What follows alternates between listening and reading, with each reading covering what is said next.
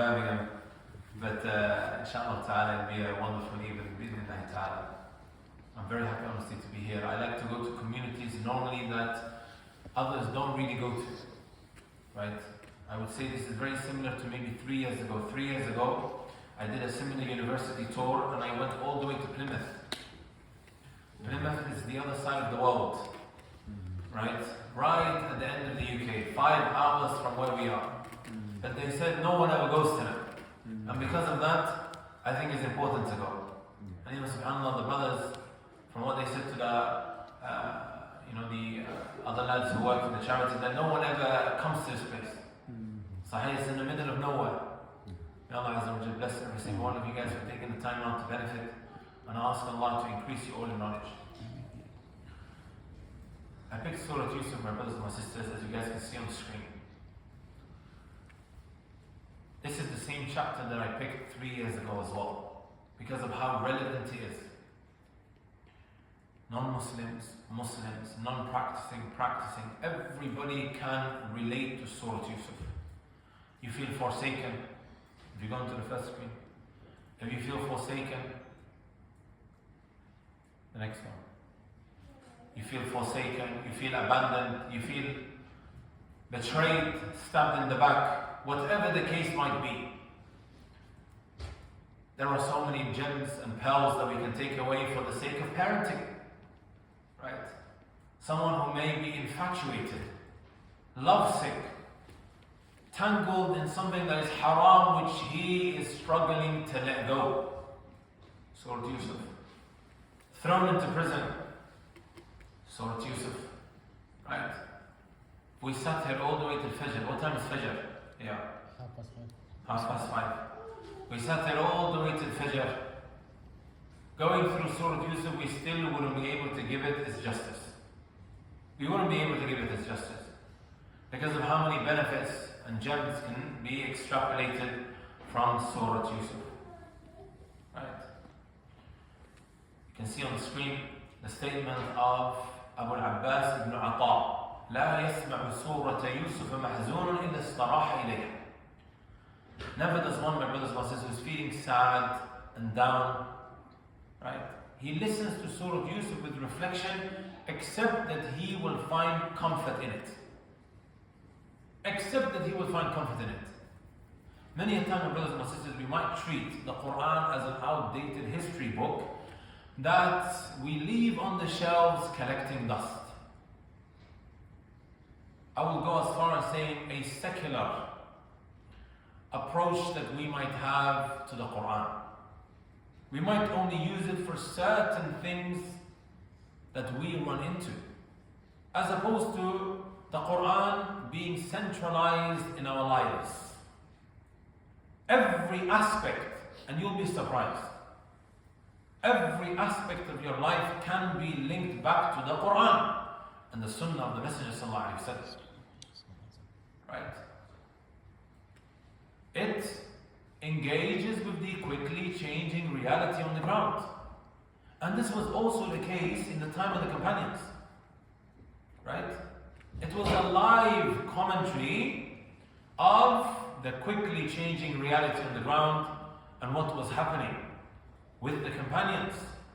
Verses were coming down to show you that it is not out of touch, to show you that it's connected to people's lives and how to navigate and maneuver around the challenges that the Sahaba faced in their time, and likewise what we go through when we are challenged with all sorts of different situations that we are looking for answers, right, in the questions that we have. Does anyone know, guys, the Battle of Badr? You've all heard of the Battle of Badr. A whole chapter has been dedicated to the Battle of Badr. Can anyone give it to me? Is this Surah Tawbah? No. But you're not far off. It's in and around Surah Tawbah. Anfal? Ahsan, Surah Al-Anfal. This chapter was dedicated to the Battle of Badr. Right? As the war is taking place, verses are coming down. To show you, subhanAllah, how connected it was to the reality on the ground. We're being taught a lesson here. The Quran is connected, right, to the problems and the situations we find ourselves in. The Battle of Uhud is mentioned in which chapter? So Ali Imran. Surah Al-Imran. We can't get our uncle to answer all of the questions, guys. And sisters, I'm going to ask you guys as well. I need your engagement. طيب, غزوة Tabuk, the Battle of Tabuk. Anyone other than our uncle is already answered to. Sisters?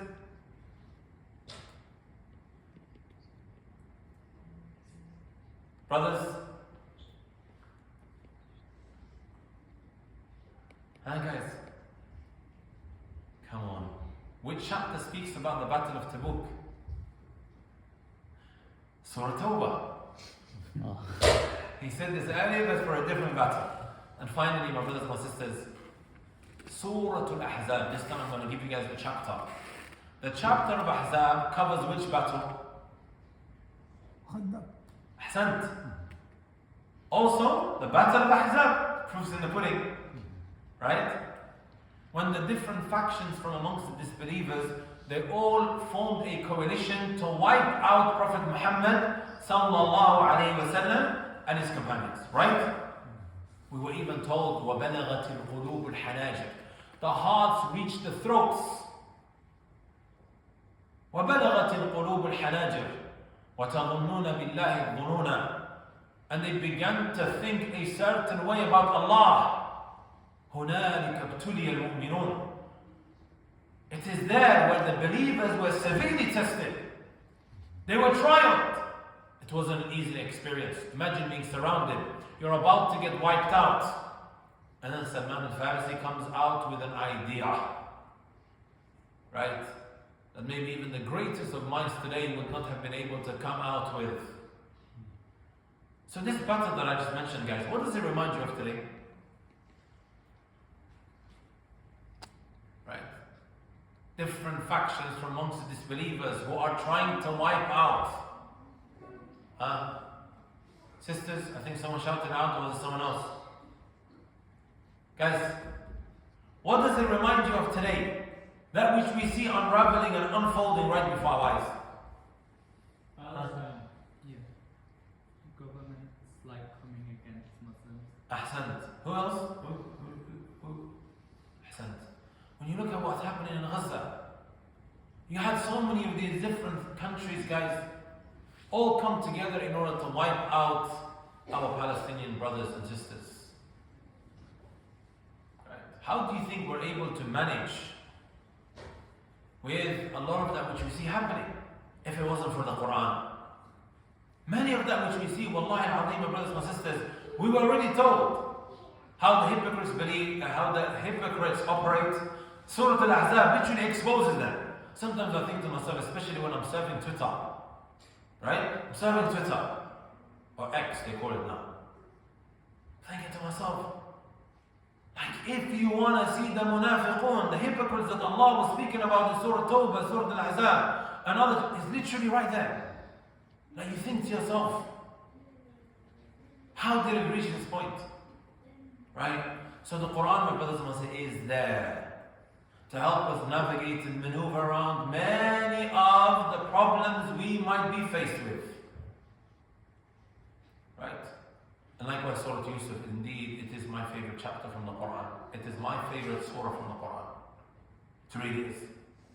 Because of how relevant it is. I told you guys before, even non-Muslims, right? The other day, when I was at one of the universities, Sheffield University, a sister requested to speak to me after the lecture. I thought she had maybe a question, right? She said, no, I don't have a question. I just want to let you know about something that happened. She said, 3 years ago when you did this tour, right? I did 27 universities then. I visited that same university, and that sister at the time was also present. But that time she was not a Muslim. She was not a Muslim. She said, somebody invited me and listening to Surah Yusuf really transformed my life.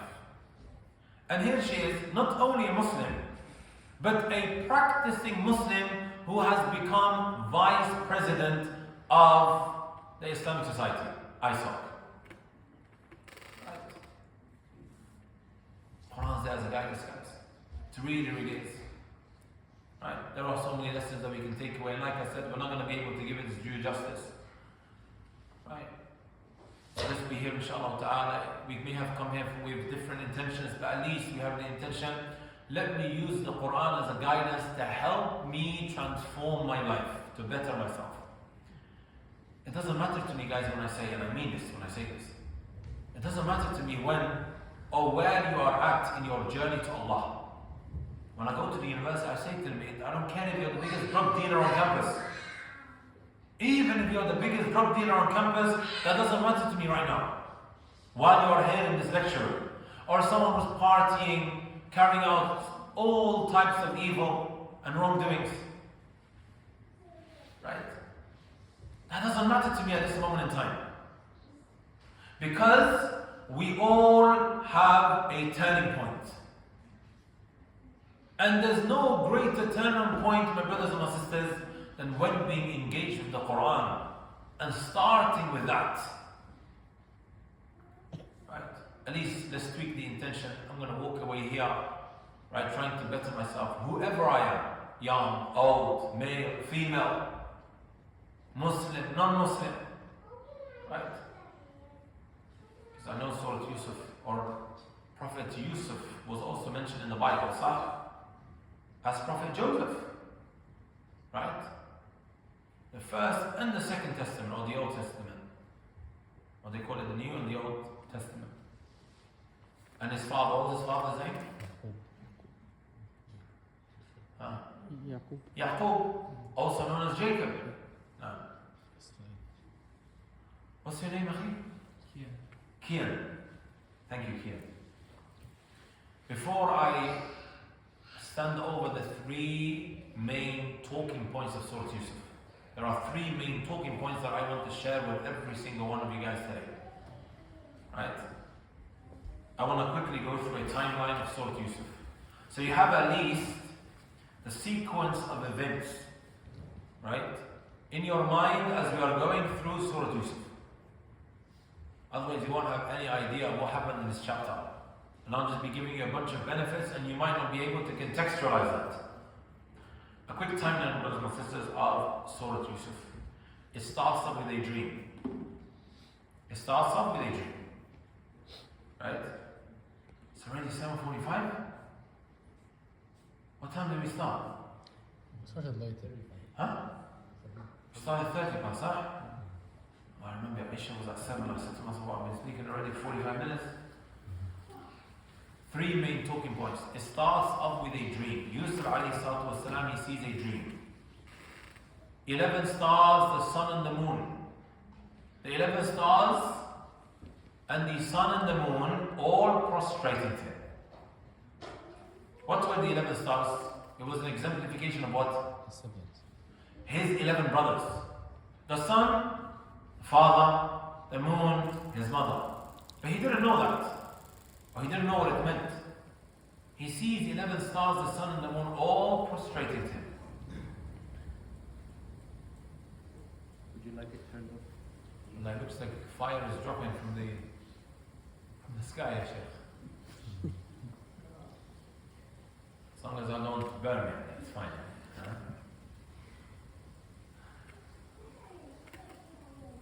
Allah remind me of ألم ترى كيف فعل ربك بأصحاب الفيل ألم يجعل كيدهم في تضليل وأرسل عليهم felt like stones are coming down here. When he sees his dream, my brothers and sisters, who's the first person that he goes running to? His father. Yaqub. He goes to his father Yaqub, Jacob. Why did he go to him and he didn't go to maybe all of his other brothers? Many a time, guys, let's be honest with ourselves, when we go through a hardship or a difficulty, the first person we are very likely to speak to is who? A friend. Or a sibling. Sah? Especially our sisters are on the phone for hours pouring out their hearts. Sahih. She did this and she did that. It's understandable. Right? You know what I'm talking about. It's a bit less when it comes to the brothers. Anyhow, 11 stars, the sun and the moon all prostrating to him. He goes to his father. Why did he pick his father? You might say to me because he was a prophet, or maybe because he had wisdom. I'll take you on something else. And I think this is a very beautiful lesson that we can take away. I don't want to spend too much time on the timeline, but I like this benefit because it's very close to my heart. His father created a very comfortable environment. He created a very comfortable environment. Right? Would you guys agree that many fathers today, the only type of relationship they might have with their kids is when they've done something wrong? All you will hear is, step into my office. He is present and absent at the same time. He's present and absent at the same time. Put your hand up, guys, if you have younger siblings. That's the majority of us, huh? Do you not think that they need a shoulder to cry on? Someone to talk to, someone to pour their hearts out to have a conversation with about their struggles and their challenges? Especially with the rise of social media. Would you guys believe if I said to you, Friday Jum'ahs, Friday khutbahs at times, my brothers and my sisters, right? I stand up on the pulpit and I tell the men, tell your daughters how much you love them. Tell them how beautiful they are. Show them affection. Give them time, especially the daughters. Because if you're not willing to do that, there are enough deviants, my brothers and my sisters, that are willing to welcome them with open arms. And the men in the masjid, they're looking at me confused. This is exactly the case. The universities, am I exaggerating if I said, right? That it's a breeding ground for kufr, shirk, ism this, ism that, feminism, liberalism, atheism, humanism. And of course the rainbow team is extremely active. I've been to university, guys. I went to Loughborough University. I did civil engineering. I know exactly what happens in these universities. Right? You will find non-Muslims who are learning about Islam, not to become guided, but to target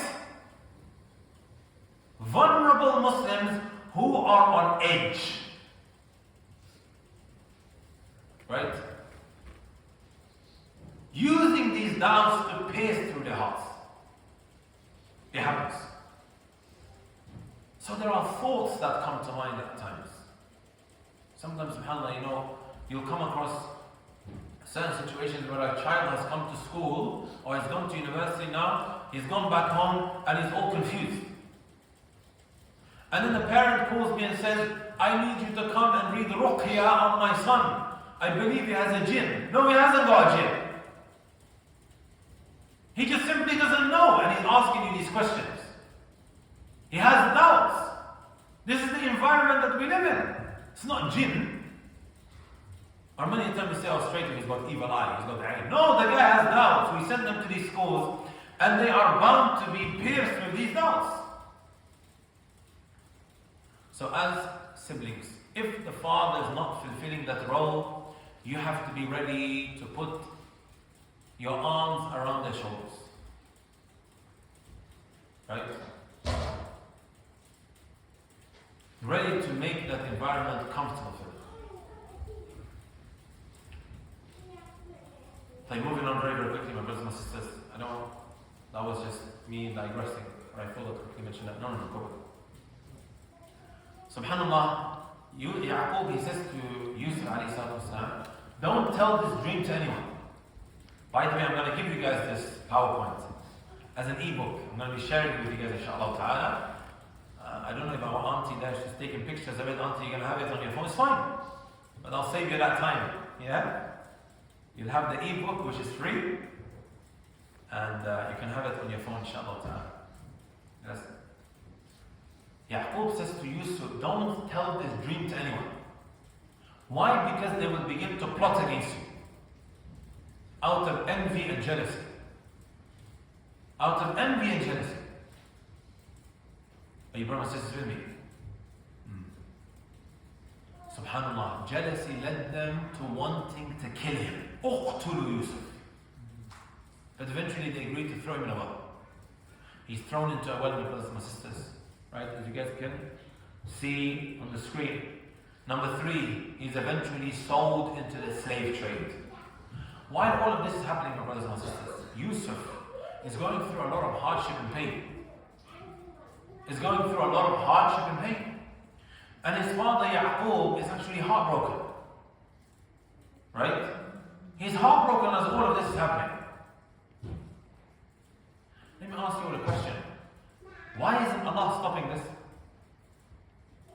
Why isn't Allah stopping all of this pain and harm that is reaching Jacob, Yaqub, and also Yusuf? Why isn't He stopping it? This is one of the most commonly asked questions over the last 2 years. Why is the suffering continuing? Why is it not being stopped by Allah? I want you guys to keep this in mind, as I will come to it later. It's one of the 3 main talking points of Surah Yusuf. Sometimes we feel this within ourselves. Why is Allah making me go through this sadness? And then we start maybe insulting Allah.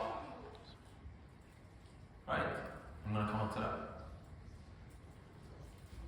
By the way, guys, where was Yusuf alayhi salatu wasalam and his family living? Which country were they living in? Palestine? Huh? I think Palestine. Ahsant. Our brother here mentioned Palestine because he's Shami. Right?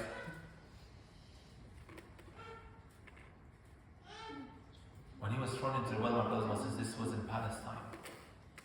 Right? He was found by someone and then they sold him into the slave trade.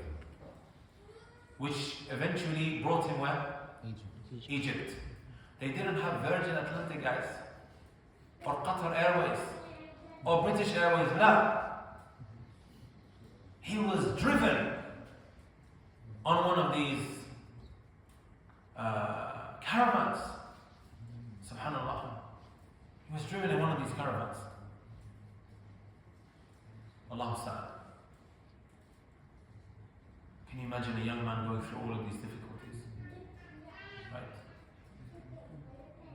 And then subhanallah, he's bought by the minister. Right? He was a nobleman. And then subhanallah, he brought him to a palace.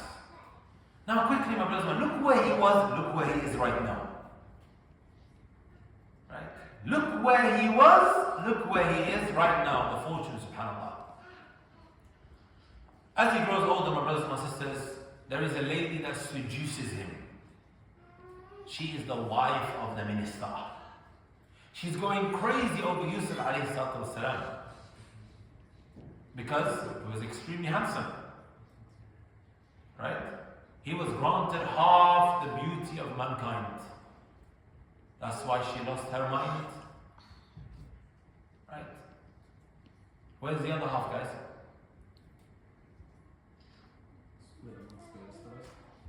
Huh? I thought you were going to say that you have it. Someone in one of the other lectures said, right? He pointed to his own self. Yes, the rest of it was distributed to the rest of mankind. Right? He gets falsely accused and then he is thrown into prison. Right? Unjustly, unfairly. He was accused. Not every allegation is always true, guys. Especially on social media. Agreed? If you want to get cancelled, go to Twitter. That's where we find all of the allegations, all the gossip and everything. It's like listening to both sides of the story does not exist, especially on Twitter. Right? He gets thrown into prison, my brothers and my sisters. In prison, he meets 2 inmates. They both end up having dreams. Then, my brothers and my sisters, the king sees a dream. Right? The king sees a dream. One of the inmates remembers that Yusuf has the knowledge of dream interpretation. right? He comes back to the prison and asks him to interpret. Eventually interprets the dream. Kai. Yeah? Then subhanAllah, he rises to power. That is then followed, my brothers and my sisters, with years of famine. Right? And then subhanAllah, he's reunited with his brothers. Eventually, my brothers and my sisters, the second most beloved son to Yaqub, what was his name? Huh? Ahsan, Benjamin or Benjamin. He is taken as a captive. And finally, the whole family is reunited back together.